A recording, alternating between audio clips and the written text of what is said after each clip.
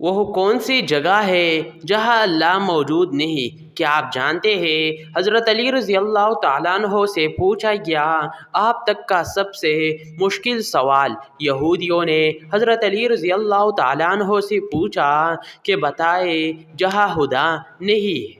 بسم اللہ الرحمن الرحیم۔ ناظرین، اللہ تعالیٰ نے حضرت علی رضی اللہ تعالیٰ عنہ کو عقل و حرد کے اس قدر عرف و اعلیٰ صلاحیتوں سے نوازا تھا کہ جو مسائل دوسرے حضرات کے نزدیک پیچیدہ اور غیر حل شدہ سب سے زیادہ تھی، انہیں مسائل کو وہ آسانی سے حل کر دیتے تھے۔ اکابر صحابہ کرام رضوان اللہ علیہم اجمعین ایسے اوقات سے پناہ مانگتے تھے کہ جب کوئی مشکل مسئلہ پیش آ جائے اور اس کے حل کے لیے حضرت علی رضی اللہ تعالیٰ عنہ موجود نہ ہو۔ ایک دفعہ یہودیوں کے ایک جماعت حضرت علی رضی اللہ تعالیٰ عنہ کے پاس آئے اور وہ حضرت علی کرم اللہ وجہ الکریم کے علم اور دانائی کے مقام سے واقف تھے۔ وہ نادان یہ سوچ کر آئے تھے کہ اگر کیسے طریقے سے وہ حضرت علی رضی اللہ تعالیٰ عنہ کے علمی بنیاد پر شکست دیتی تو اس سے مسلمان کو شرمندگی ہوگی اور ہر طرف ہمارا ڈنکا بچنے لگے گا۔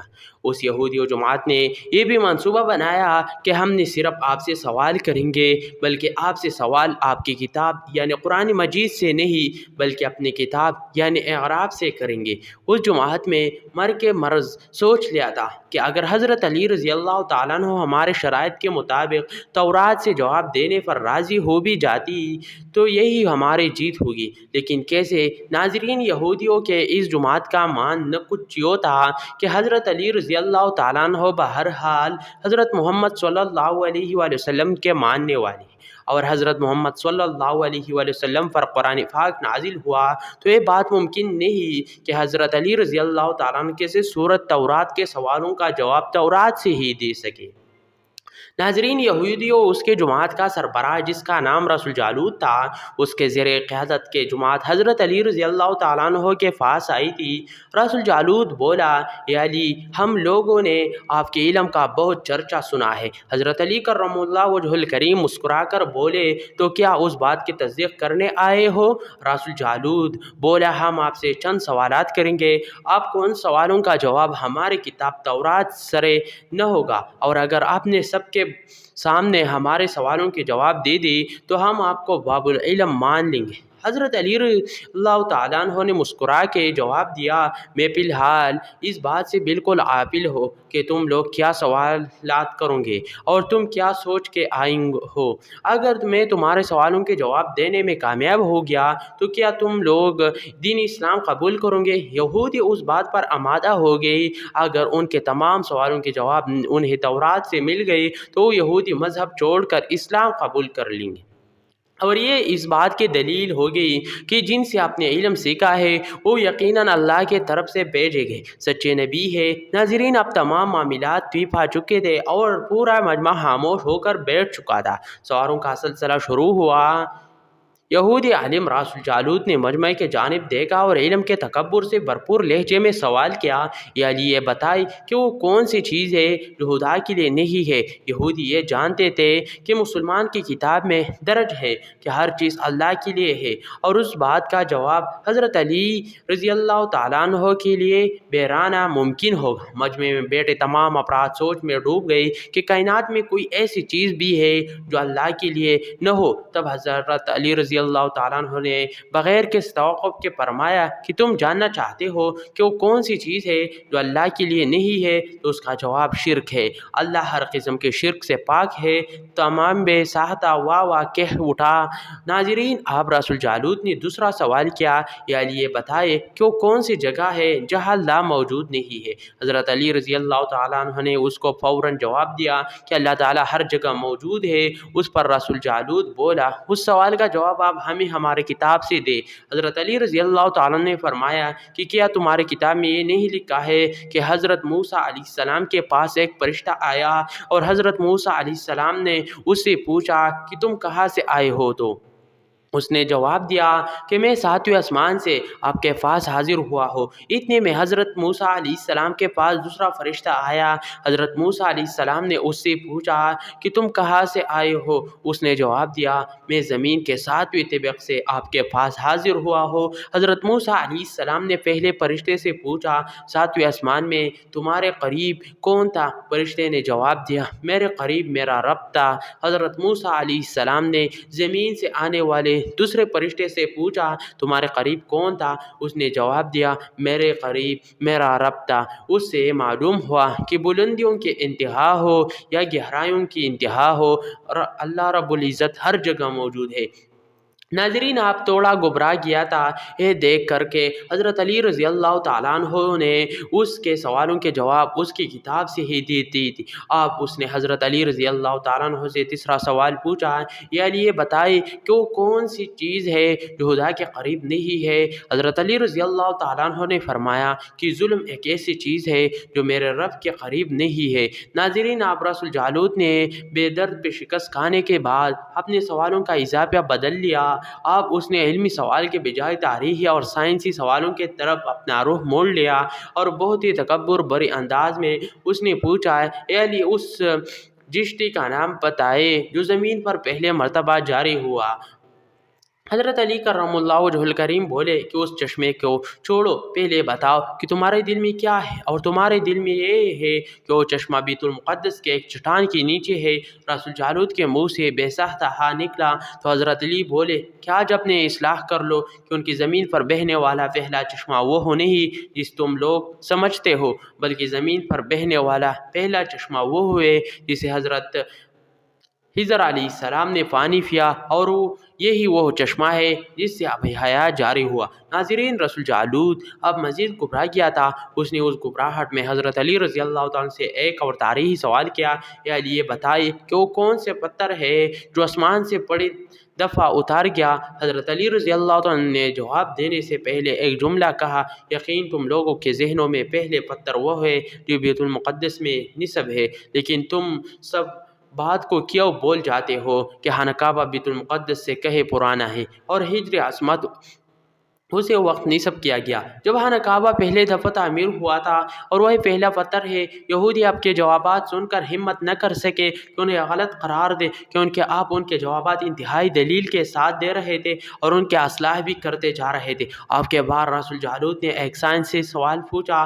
اس نے پوچھا یہ بتائے کہ وہ کون سی چیز ہے جو مسلسل کم اور زیادہ ہوتی رہتی ہے؟ حضرت علی رضی اللہ تعالیٰ عنہ بغیر کسی وقف کے بولے کہ تم اپنے ماں ہو پر سال غور کرو تو تمہیں خود ہی اس سوال کا جواب مل جائے گا۔ رسول جالوت نے پوچھا وہ کیسے؟ آپ نے فرمایا کوئی دن اگلے دن کے برابر نہیں ہوتا، اسی طرح گزشتہ رات اگلے رات کے برابر نہیں ہوتی، یہی وہ دو چیزیں ہیں جو مسلسل کم اور زیادہ ہوتی رہتی ہے۔ رسول جالوت نے جواب سن کر حضرت علی رضی اللہ تعالی عنہ سے ایک اور سوال کیا کہ زندہ رہنے کی پہچان سانس لینا ہے؟ کیا کائنات میں کوئی چیز ایسی بھی ہے جو سانس لیتی ہے مگر زندہ نہیں؟ حضرت علی رضی اللہ تعالیٰ عنہ نے فرمایا کہ صبح جب نکلتی ہے تو سانس لیتے ہیں حالانکہ صبح کے پاس نہ روح ہو نہ چال۔ یہ سن کر وہ جلدی بولا اچھا یہ بتائے کہ دنیا میں وہ کون سی جگہ ہے جہاں سورج کے کرنے ایک دفعہ طوفانی لے کے ہم دوبارہ اس جگہ بھی سورج کے کرنے نہیں پہنچ سکے؟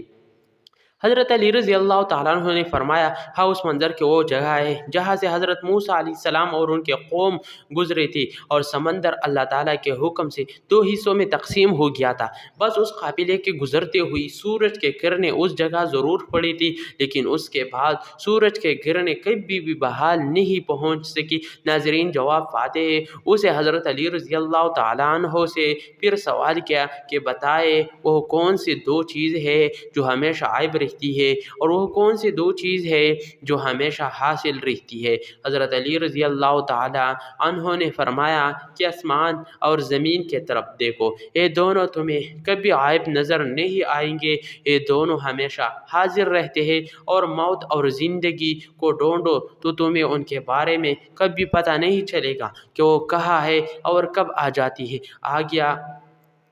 सवाल रसूल जालूत में क्या लिए बताई क्यों कौन सी चीज़ है जिसका खालिक खुद अल्लाह है, मगर उसके बारे में खुद सवाल भी करता है। हज़रत अली रज़ी अल्लाह तआला अन्हु बोले, हज़रत मूसा अलैहिस्सलाम के असा का खालिक खुद अल्लाह है और उस असा के बारे में उसने खुदा हज़रत मूसा अलैहिस्सलाम से सवाल भी किया और पूछा कि मूसा ये आपके हाथ में क्या है। फिर उसने ऐसा सवाल किया कि बैतुल्लाह का तवाफ तो ज़ी हयात करती है, लेकिन उस बेजान चीज़ के बारे में ये बताए जिसने बैतुल्लाह का तवाफ किया। हज़रत अली करमुल्लाहु वजहुल करीम बला तवक़्क़ुफ़ वो लेकर किश्ती नूह एक ऐसे जान चीज़ है जो तवाफ के दौरान उस मुकाम पर पहुंची जहाँ बैतुल्लाह है, तो उसने उसके गिर्द 7 चक्कर लगाए। रसूल जालूत के बाबुल इल्म हज़रत अली रज़ी अल्लाह तआला अन्हु से कई सवाल की और तमाम के जवाब आप रज़ी अल्लाह तआला अन्हु ने बिल्कुल ठीक ठीक बुला तौक़ुफ़ दे। तो मुजमए में बैठे हुई एक यहूदी बोला कि हज़रत दुनिया में हर शख़्स सोच के जवाब देता है, लेकिन आप तो हर सवाल का जवाब बला तवक्को दे रहे हैं। हज़रत अली रज़ी अल्लाह तआला अन्हु ने उस सवाल के बदले उस यहूदी से एक सवाल किया, बताओ तुम्हारे हाथ में कितनी उंगलियां हैं? उसने फ़ौरन जवाब दिया 5। हज़रत अली रज़ी अल्लाह तआला ने फरमाया, तूने भी तो फ़ौरन मेरे सवाल का जवाब दे दिया। उस यहूदी ने कहा, या अली ये कैसे बात हुई? मुझे मालूम है कि तुम्हारे हाथ में 5 उंगलियां हैं। ये सुनकर हज़रत अली रज़ी अल्लाह तआला अन्हु ने मुस्कुराते हुए कहा, मुझे भी ये सारी इल्म ऐसे मालूम है जिससे तुझे ये मालूम है कि तेरे हाथ में 5 उंगलियां हैं। यहूदी नादान नहीं जानते थे बाबुल इल्म के पास कायनात के राज़ों का इल्म है, लेकिन जब उन्हें तमाम सवालों के जवाब ठीक ठीक मिल गए तो रसूल जालूत समेत तमाम ग्रुह ने कलिमा पढ़ा और सब के सब दायरे इस्लाम में दाखिल होंगे। एक दफ़ा एक शख़्स ये वसीयत के कि उसके 17 ऊँट उसके 3 बेटों में उस तरह तकसीम किए जाए कि मेरे बड़े बेटे को कल तादाद से आधे ऊँट मिले, मंज़ले को कल ऊँटों का तीसरा हिस्सा, जबकि सबसे छोटे बेटे को कल तादाद का 9वां हिस्सा मिले। उस शख्स के पौध हो जाने के बाद शहर भर के साहिबान दानिश बैठ कर पूछते रहे कि वसीयत के मुताबिक ऊँटों की तकसीम कैसे की जाए। बहुत सोच विचार के बाद बिलाखिर उन्होंने हज़रत अली रज़ी अल्लाह तआला अन्हु के पास जाने का फ़ैसला किया। मसला हज़रत अली रज़ी अल्लाह तआला अन्हु के पास पहुँच रहा तो आपने फरमाया, मैं ये तकसीम कर दूँगा। आप रज़ी अल्लाह तआला ने एक ऊँट अपनी तरफ से कल तादाद में मुसार मिलाया। आप कल ऊँट 18 होंगे। करार रज़ी अल्लाह तआला ने यूँ तकसीम फरमाए कि जैसे कल ऊँट 18 हुई तो पहले बेटे को कल ऊँटों का आधा हिस्सा 9 ऊँट दे और दरमियान बेटे को 1/3 6 ऊँट दे और तीसरे को 9वां हिस्सा 2 ऊँट दे। उस तरह कल ऊँट तकसीम शुदा 17 हुई। उसके बाद आप रज़ी अल्लाह ने अब आधार दिया हुआ ऊँट वापस ले लिया। ये थी नाज़रीन हज़रत अली रज़ी अल्लाह तआला की ज़िहानत की, जिनके सामने कोई भी बात नामुमकिन नहीं थी। अल्लाह पाक हमें बेहतर अमल करने की तौफ़ीक़ अता फ़रमाए और हमें नेकोकारों में शामिल करे, आमीन। नाज़रीन कमेंट बॉक्स में अल्लाह ताला के 99 मुबारक नामों में से एक नाम ज़रूर टाइप करें। वीडियो देखने के लिए बहुत बहुत शुक्रिया और मरहबा। इस्लामिक टीवी चैनल ज़रूर सब्सक्राइब करें।